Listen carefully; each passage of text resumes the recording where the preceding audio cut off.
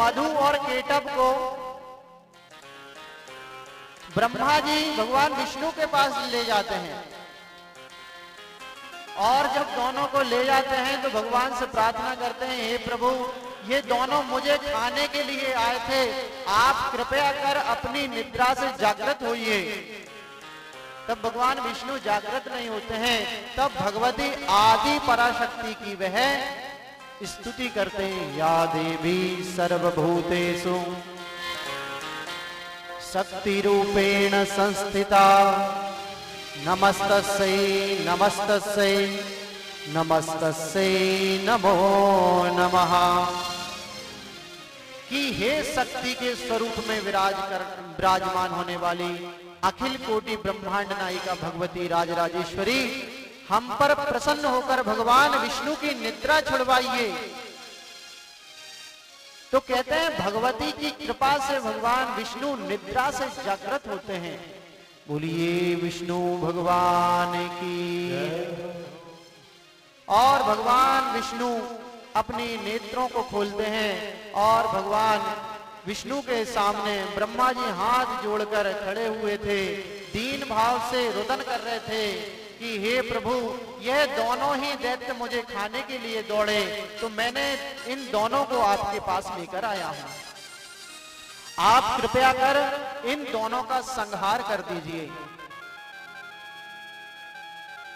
तब कहते हैं भगवान विष्णु ने ब्रह्मा जी को कहा, ठीक है एवमस्तु, कि ऐसा ही हो, मैं इनको शीघ्र ही नष्ट कर देता हूं। तब कहते हैं भगवान विष्णु उन दोनों दैत्य मधु और केटव से युद्ध करने लगते हैं और युद्ध चलते चलते दिन रात साल कई साल व्यतीत हो जाते हैं, परंतु दोनों ही कहते हैं हारते ही नहीं। एक को भगवान मारते हैं तो दूसरा खड़ा हो जाता है, दूसरे को मारते हैं तो पहला खड़ा हो जाता है। पर उनके अंदर इतनी शक्तियां थी कि वे दोनों ही भगवान विष्णु से भी नहीं हार रहे थे।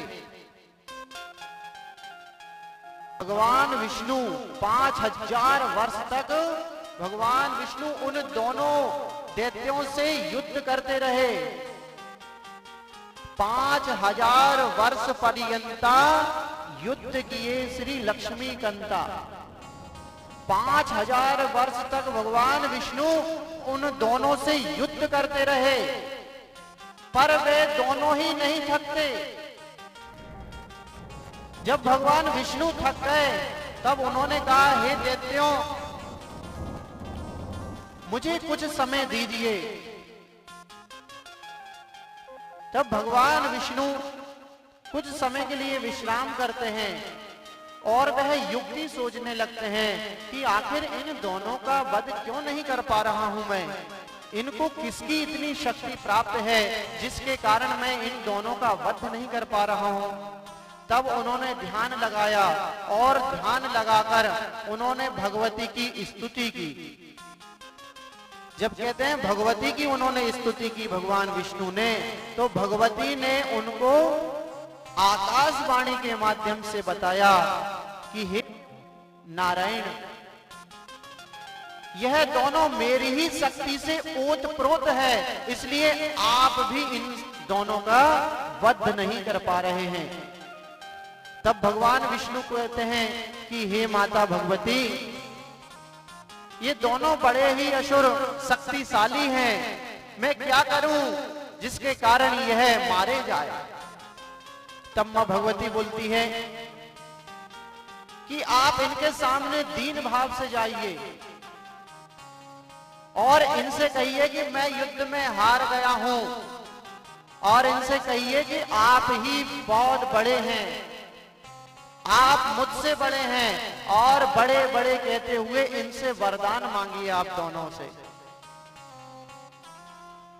और उसी समय भगवती वहां से अंतर्ध्यान हो जाती है। भगवान विष्णु नेत्र खोलते हैं और पुनः दोनों दैत्यों के बीच चले जाते हैं और भगवान विष्णु बोलते हैं, हे दैत्य राजों, मैं आप दोनों से प्रसन्न होइए। तो दोनों दैत्य बोलते हैं, हमको अभी समझ में नहीं आ रहा कि अब आप हमसे हार गए हैं।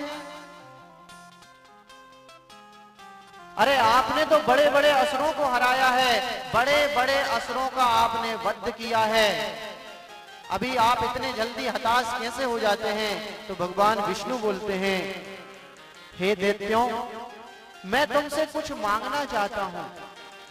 तब मधु और केटव हंसकर बोलते हैं, अरे जो मायापति है, जो सर्वे सर्वा है, वह हमसे मांग रहा है, चलो मांगो, क्या मांगते हो?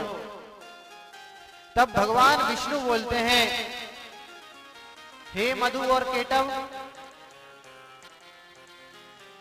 मैं चाहता हूं कि तुम मुझे तुम्हारी मृत्यु का रहस्य बता दो। तब मधु और केटव दोनों ही आश्चर्य में पड़ जाते हैं और दोनों एक दूसरे की तरफ देखने लगते हैं कि इन्होंने तो वरदान मांगा है, यह हमारी मृत्यु के लिए ही मांगा है। तब वह दोनों बोलते हैं कि हे विष्णु, यदि तुम हमको कोई ऐसे निर्जल स्थान पर मारो जहां पर जल ही जल ना हो, कहते हैं उस समय संपूर्ण धराधाम पर जल ही जल था, उस स्थान पर कहीं भी सूखा नहीं था। तब भगवान विष्णु ने अपना जो शरीर है उसको विराट बनाया और विराट बनाकर उन दोनों को अपनी जंघा पर रखकर उनका सिर धड़ से अलग कर दिया। बोलिए जगदम्बा मैया की।